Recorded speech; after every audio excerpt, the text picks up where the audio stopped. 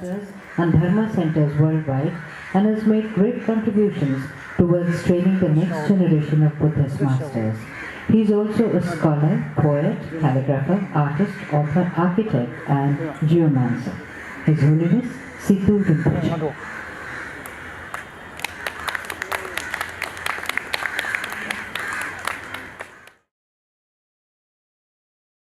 amgedukje shajiresu chung yenjemedu duje bonjamba serje lumbodabru jibegu shaji jabushabla chatsal lo.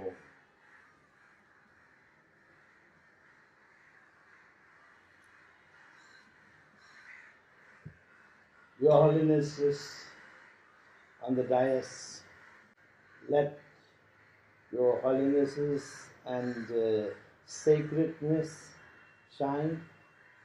Thank you.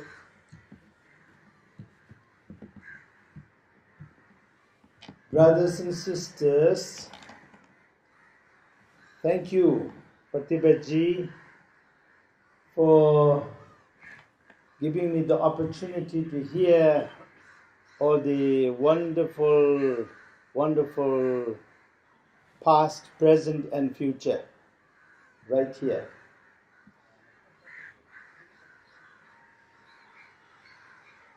Actually, in this life, we think we have done a lot and we think we wanted to do a lot.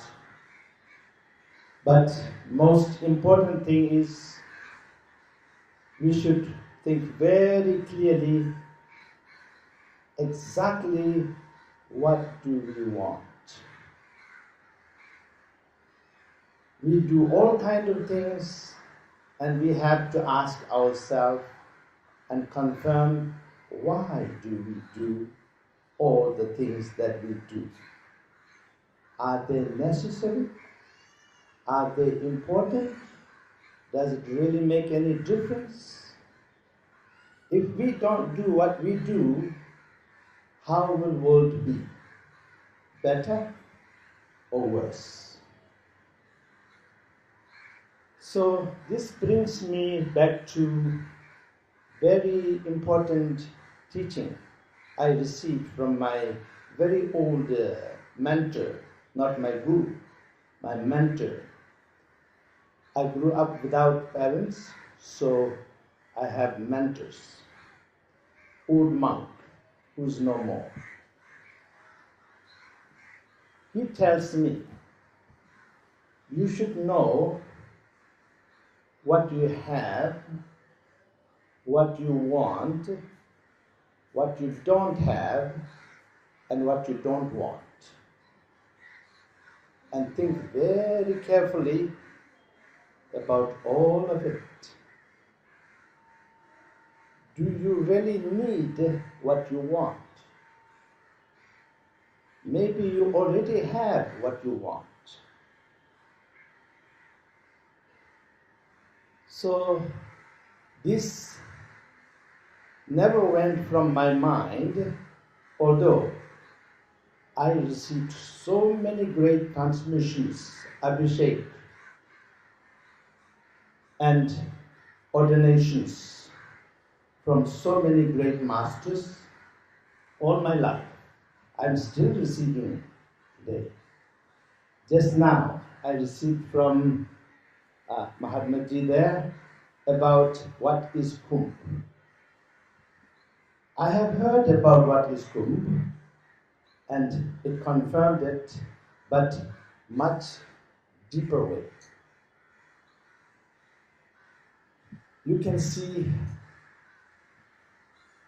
in a Buddhist Vajrayana teaching, it's actually kumbh, the container, the pot, that is each and every one of us always are. And very important thing about this pot is ultimately nothing is happening and relatively everything is happening all the time. Ultimately, nothing has ever happened from beginningless time until today, and ultimately nothing will happen from now until forever. But relatively, everything is happening. Everything. We call that relative truth and ultimate truth. Relative truth and ultimate truth are not in conflict. Relative truth is the relative truth of the ultimate truth, and ultimate truth is the ultimate truth of the relative truth. And when we realize this, we become so-called Mahatma. Then when we learn something, when we understand, then we become a little bit better, greater than before that moment. And after that, then we have to learn more. We have to constantly learn more until we realize there's nothing to learn. Everything is an illusion. Everything is a dream. From birth to death, it is a dream. Right now in this world, we have 7 billion human beings. It is a dream.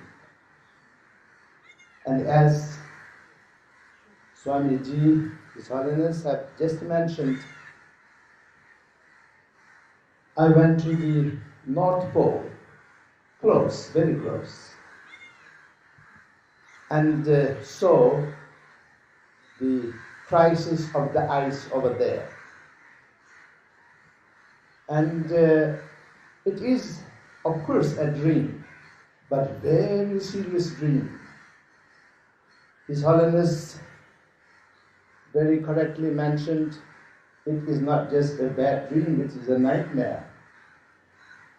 And in holy places of Catholicism, Assisi, there our holy brother told everyone, if there is no water, there will be no peace. We will be in pieces.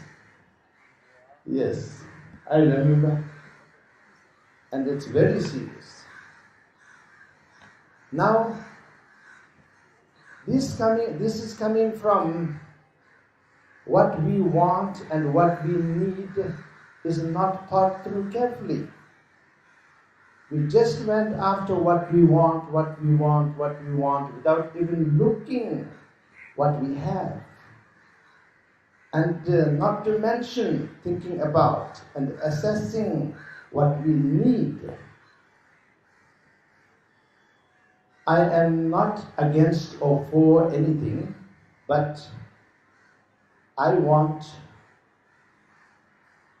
myself to be useful in this life for others, for the benefit of others.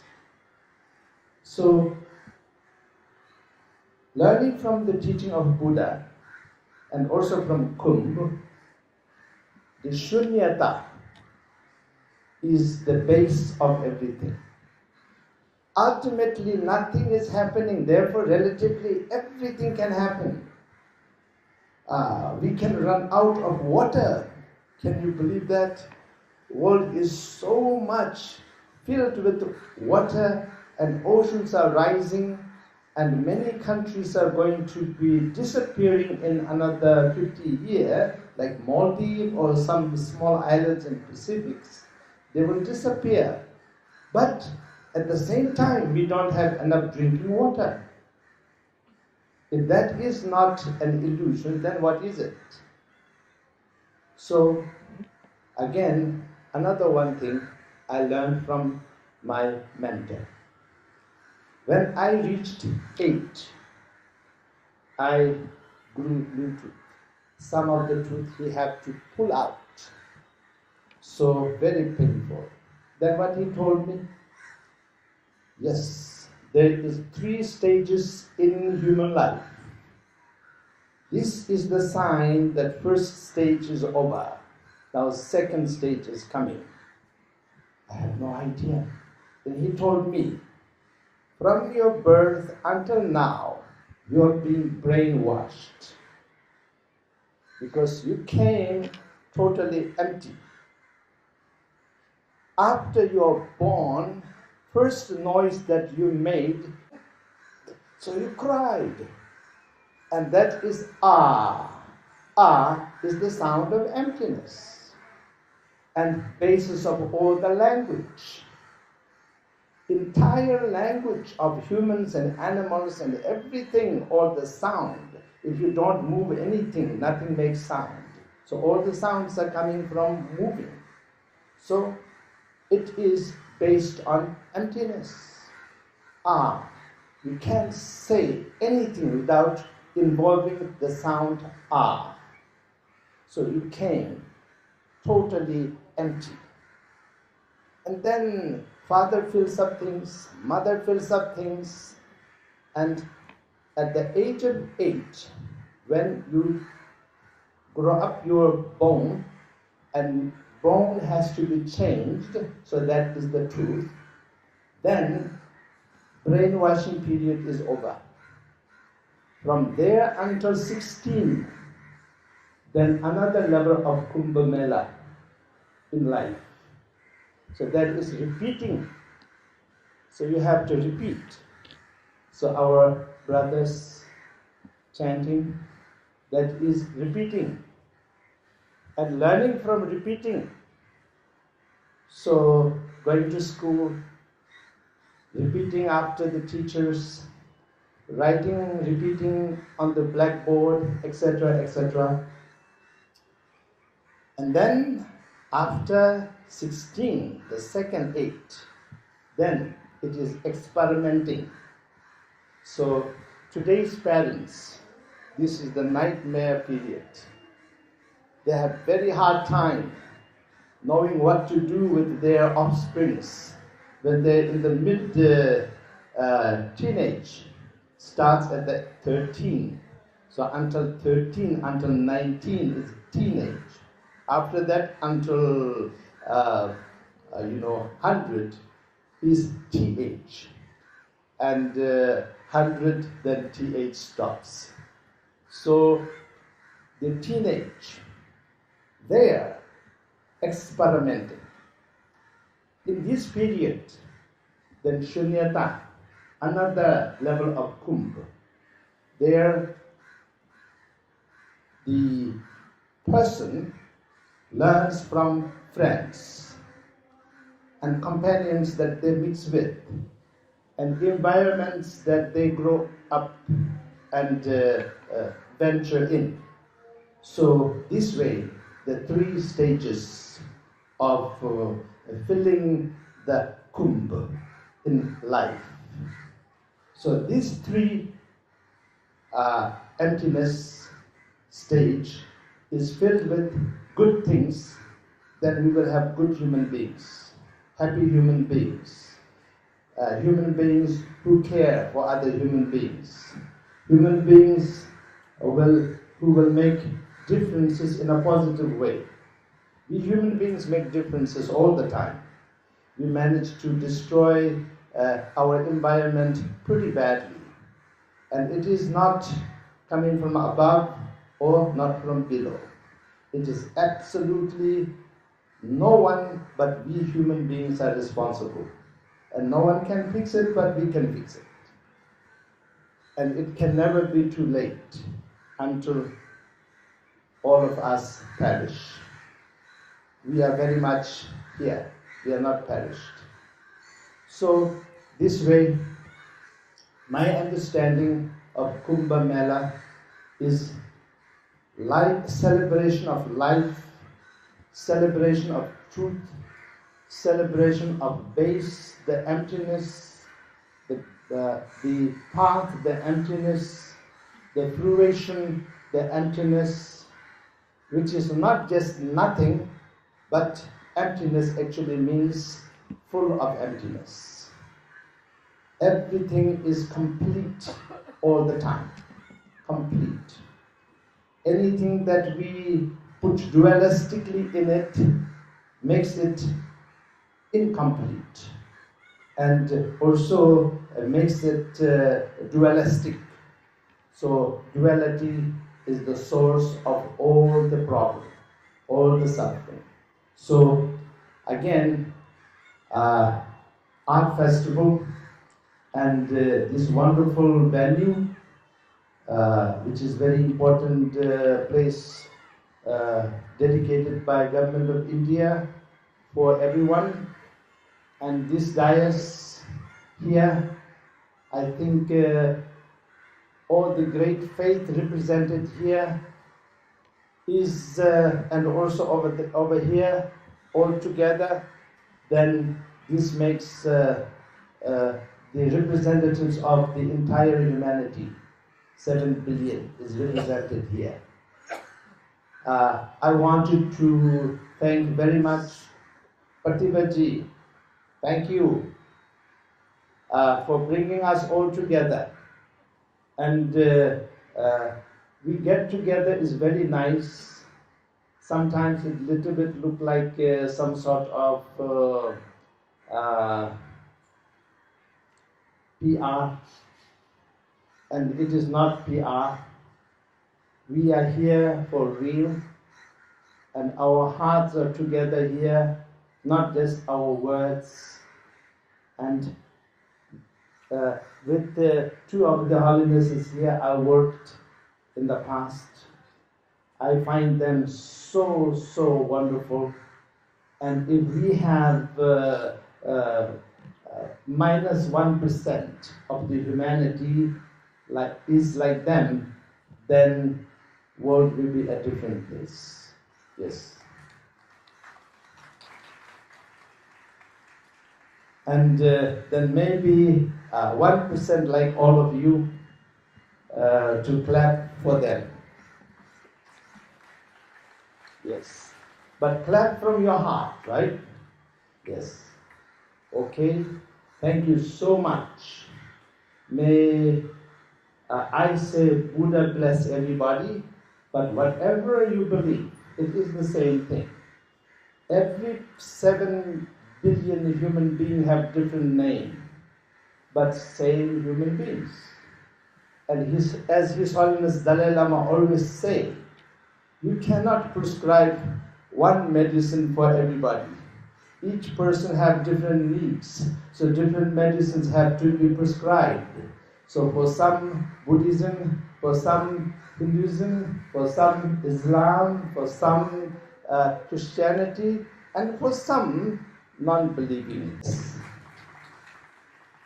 And for me, being a non-believer will be most difficult. Why? I have to believe in everything. You know, when I'm a believer of one faith, very simple. Just follow that. But to be a true non-believer, I have to believe in everything. Well, that will be a very hard task. I admire people who are true non-believer, not just excuse non-believer, but non-believer from the heart. That means open-hearted person who believe in humanity, who believe in truth. Thank you.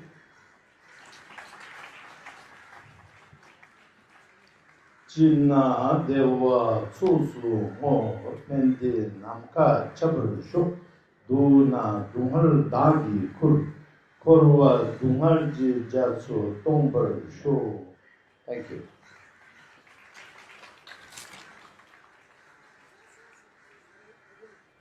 Thank you, Rinpoche, for your words of wisdom.